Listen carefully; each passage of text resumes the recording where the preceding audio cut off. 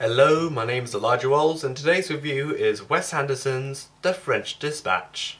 The story is Arthur Harriswitz, played by Bill Murray, suddenly passes away. In his will, the next issue will have to be his last, so the French Dispatch, which is basically a foreign bureau of a fictional Kansas newspaper, which is based in France, issues 3 different storylines.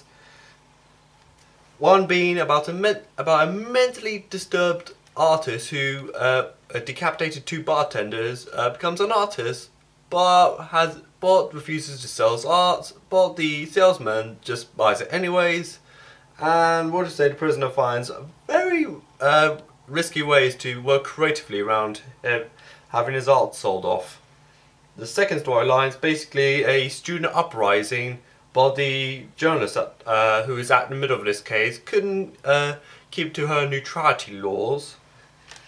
And the final storyline is a dining critic who gets caught up in a kidnapping spree involving one of the police's constable's sons being kidnapped by a gang of kidnappers.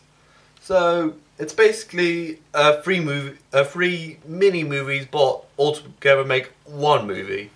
What has now been expected now from Wes Anderson movies, particularly from his work a few years back now, like The Isle of Dogs and The Grand Budapest Hotel.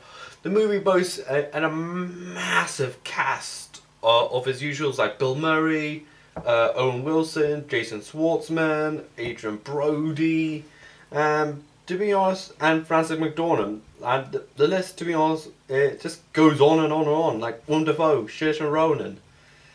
Like, the cast, as usual, is massive.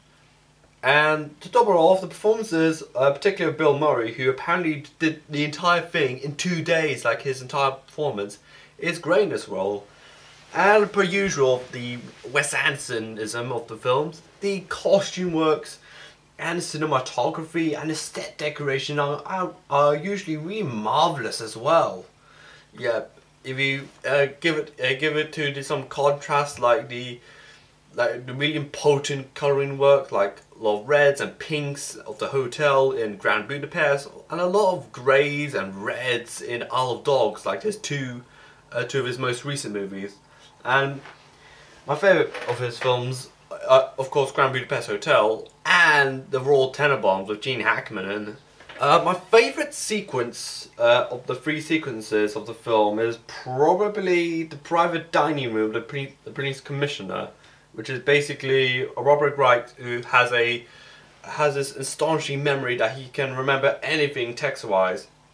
Yeah, I think one of the best sequences in that particular scene is when the scene goes animated, where there's this man, I think in like leotard suits, just literally jumps onto the kidnapper's car and just like bounces on, like as the car like drives around in like narrow French streets. And to make it better, it's all animated, almost like a Tintin graphic novel. I think the one sequence that kind of like kind of eggs me a titty bit, I think, which I could be improved, is the revisions in the manifesto or the student uprising story.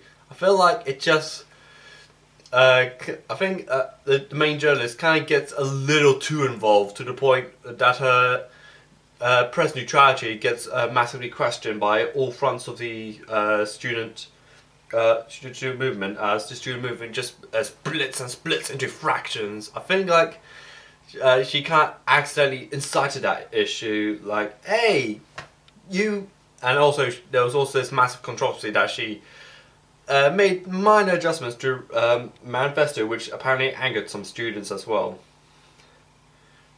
Yeah, I feel like I feel like it's in her books maybe a risk worth taking, but I think if I was her, just kind of stay out of it, like stay out of like adjusting someone's manifesto.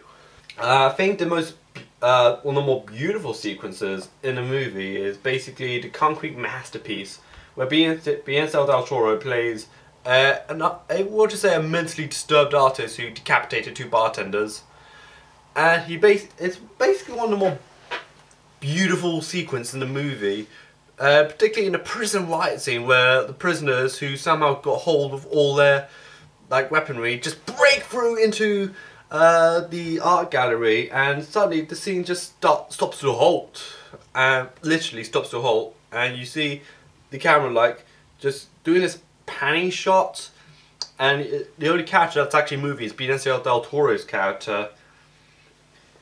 And also there's this weird running theme, particularly in revisions of a manifesto and Concrete Masterpiece, where you're kind of like selling yourself off. Like in Concrete Masterpiece, his artwork gets not just brought repeatedly, and copycats come in, and a massive cult following just happens, even though whether Benicio del Toro's character likes it or not. And also his work gets sold like merchandise, and it gets studied by academics. And for revision of Manifesto, Timothée Chalamet's character, particularly a photograph where he's in front of this barricade made of desks and chairs. Yeah, it's now being printed on like t-shirts for like rebellious teenagers. Yeah, I felt like you're kind of like, it kind of reminds me of like Che Guevara shirts, where he's wearing that leather jacket, and he's at a memorial service, and he's looking almost upwards. I feel like him with like the cap on. Yeah, I feel like that's kind of mostly one of the most iconic images. I think mostly due to the fact that it's now being shrunk down to be mostly just a shirt thing now. But it's very interesting, the psychologically of like almost like selling yourself, whether you intend to or not. Also, there's one more sequence that really did give me a giggle, is when Owen Wilson's character does an introduction of the city where the newspaper is based in. Like, oh, we have there's a history of this, there's a history of that. Then he just goes on like, oh, there's the problems, like the city is overly polluted, prostitutes now live here, and there's usually a lot of suicides that happen, despite a consistently growing population. I feel like that kind of got giggle, like when he's like on a bike whilst like holding on to, I think it's like a truck full of garbage, and he's like, the world problem in the city is like, and he's like, when he lets go, he actually like goes down a subway train, like ah. In a matter of fact, I kind of enjoyed the new Wes Anderson movie, The French Dispatch.